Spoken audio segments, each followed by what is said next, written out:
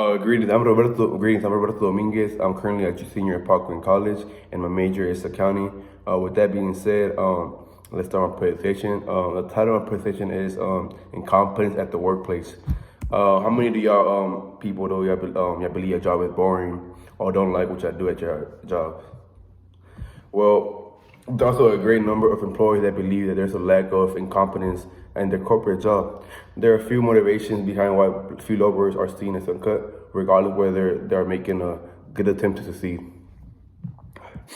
My personal experience, I've been working at Independent Financial since the spring of 2022. I believe my learning at the bank has been really successful. I've been learning at a steady pace, and the bank also provides a very great way of training, where they provide real life experience training. And I believe, in my personal experience, I think that's a great way to learn how to work at a corporate job. There's also there's times I think believe the only issue at the bank is there's times that it's very boring at times and it lacks confidence inside the firm. Adding on, it can cause employees to not want to be there or want to leave early. It causes distractions, like stated. From this article that I found, it says having selected boring jobs, the workers must then develop merchanting from copying with the boredom. These copying tactics provide the second focus of this article. The tactics involve mentally stimulating distractions that do not disturb the work activity, such as tactics including various forms of daydreaming, playing, singing, and talking. Use of these tactics, reinforces the workers' alienation from the work. And my reason I believe the problems are for incompetence at the workplace are three, which are laziness, representatives. I believe they have a really they create the environment too, which I think those three are the main three reasons this laziness or there's incompetent at the workplace. With that being said, laziness, is in an inconsistent reason for independent is laziness. A laziness worker will have mistakes in the work, late work, or missed cuts at times. Someone who isn't too fully checking the works is apathetic. Partly, that could be both. If someone's not lazy, they could find, like for example, not checking your work. It provides, from creating mistakes later on. And my bad, at the bank I work at, at the end of the day, we scan our work to see if we have made any mistake before turning in to the scanner at the main generation. And from the article that I found from laziness, for my prompt, is laziness being a term of opprobrium we tend to bestow upon people whose work we do not understand, especially if their hours of labor is less than our own. The unskilled laborer, fatigued by his own long periods of muscular effort, really concludes that the white-collar man has an easy job. Anyone who sits in the chair all day must be lazy, even though his hours are long as the man who digs and carries burdens. Many factory workers think that their boss has an easy job when it comes to the office late in the morning, but the employee does not realize that the higher one gets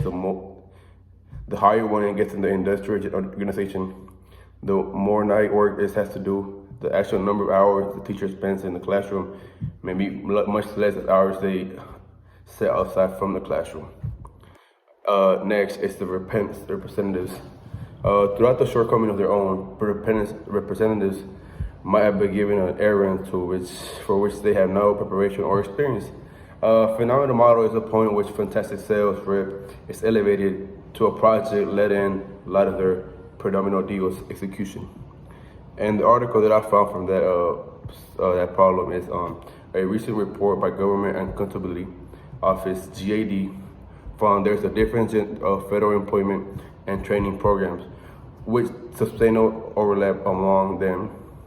More important, the report said that the little known about the effectiveness of their employment and training programs were identified. That is remarkable. Taxpayers have been funding these sorts of programs since 1960s, and yet federal auditors still haven't sure whether or not they work. And lastly, environment. To remain in business, organizations need to draw in and hold the two clients and workers. Instances of working environments incorporate being a little better, domineer, discourses, muddled, upset, or not losing trust in their friends or bosses. Our boss can seduce a representative since they can bring up shortcomings and reclaim them all. And the article I found for that topic is, the multi-course study examine the importance of supervisors in work-life friendly role models of employees, boundary management.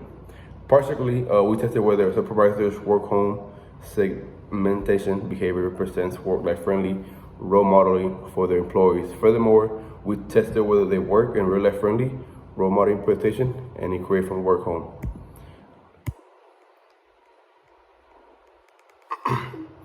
And to close out my conclusion, associates need zero in energy in changing vision, corporate culture, and rewards.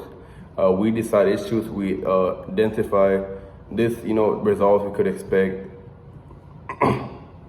Expect the trailblazers that are told that lifestyle, the affiliation searches for the encouraged repay capacity.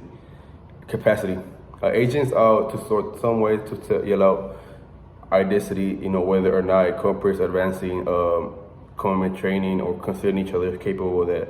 Open in some place of scope, incompetence, and capacity can close. Thank you.